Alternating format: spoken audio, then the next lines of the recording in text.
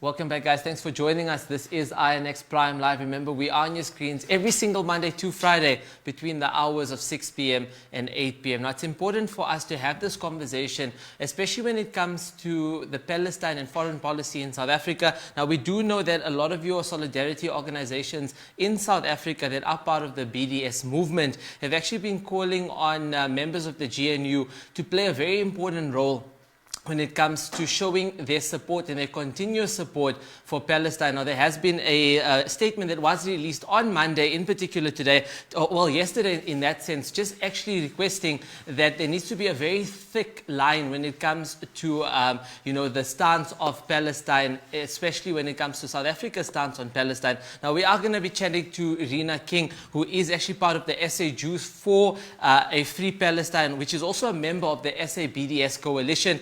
Rina, thank you so much for joining us here at INX Prime Live. Good evening, and thanks very much for having me here.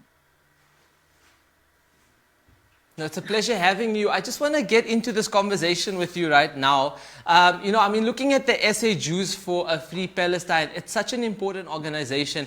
And we also know that you guys are very vocal in terms of showing your support in that sense of making sure that, obviously there is a Free Palestine, but also South Africa's role when it comes to a Free Palestine and also our stance as a country in terms of our foreign policy. Maybe perhaps you can give us a bit of a background on the work that the SA Jews for Palestine does, and how long have you guys actually been running in the country? So we've been running for quite a long time, for more than 10 years.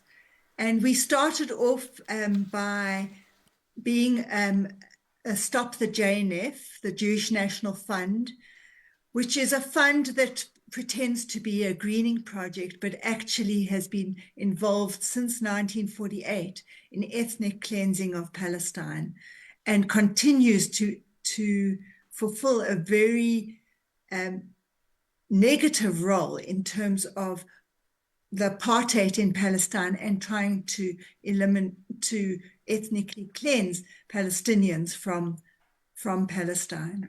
So then, of course, a lot of us were born out of the anti-apartheid movement from South Africa, and we were involved in anti-apartheid movement and in human rights in South Africa.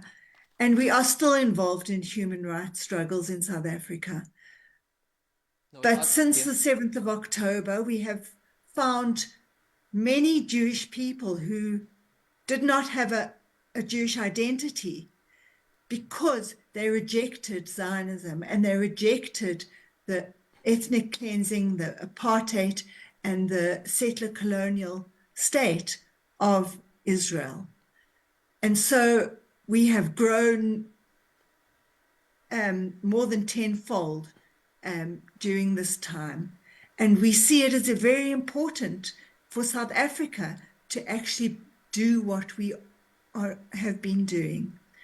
As a filmmaker in Canada described South Africa, saying that the ICJ case was of tectonic proportions. And although it may move at glacial speed because it hasn't really changed the facts on the ground, in time it will form valleys and mountains in social justice and social history. And South Africa has been on the right side of history, and we have just been to a meeting of international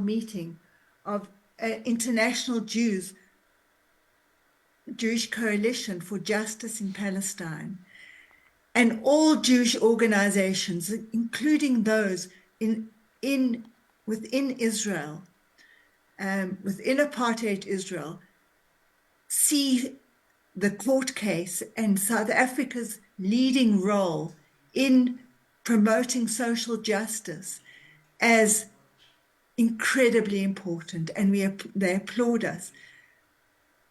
You see throughout the world there are marches which carry the Palestinian flag and the South African flag, and South Africa is celebrated internationally by the people on the ground by the majority of the people in the world for our stand on social justice and on the genocide that is being perpetrated on Palestinians.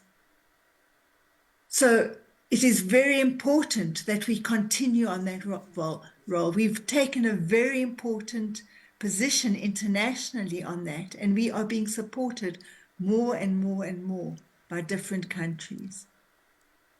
No, we're definitely seeing that happen a lot. Yeah, I mean, just looking at the number of countries that have now come on board, and I guess we also have to, thank platforms like social media platforms, because they're not censored in that sense, and there isn't agendas behind it. We are seeing a lot of people actually finding out what's actually happening in Palestine, and therefore having enough exposure to understand what's going on. But Rina, again, just touching on the work that you guys do, it's incredible work as well. I just want to touch on the statement though, because the statement is, obviously controversial, but very powerful and very important. I mean, you did refer to, and I'm going through it, and I was going through it actually while you were chatting. You are making the point that South Africa's support of the ICJ case, like you did mention now, will be more of a litmus test for the incoming government of national unity. Now, I mean, litmus test plays such an important role when it comes to seeing where someone actually stands in that sense.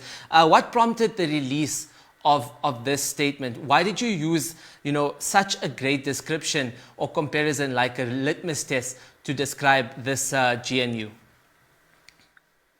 So although the DA has not come out for or against the Palestinian struggle, we are very suspicious of what their agenda is, and that they will try and reverse the ICJ case and stop it in its tracks.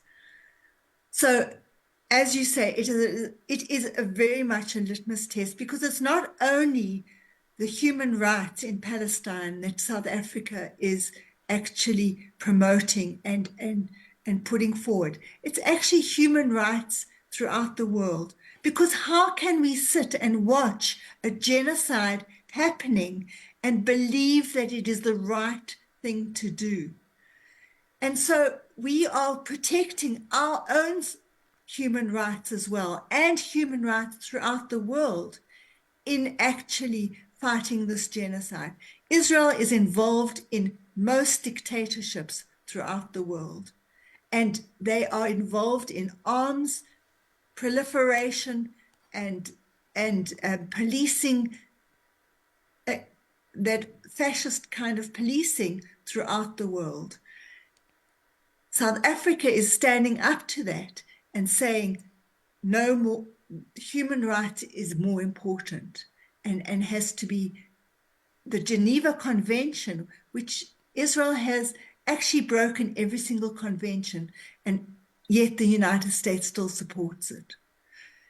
It's just very, very important as a test of our ability to stick to our constitution and what we believe in, to actually press forward with the human rights and with the ICJ case, and preferably also press forward with stopping to feed the genocide. We should be stopping the coal exports to Israel. We should be cutting off the energy that is fueling the genocide in Israel. That's very, very powerful as well. Rina, I just want to touch on something that you mentioned, and we are getting questions and comments coming in from social media.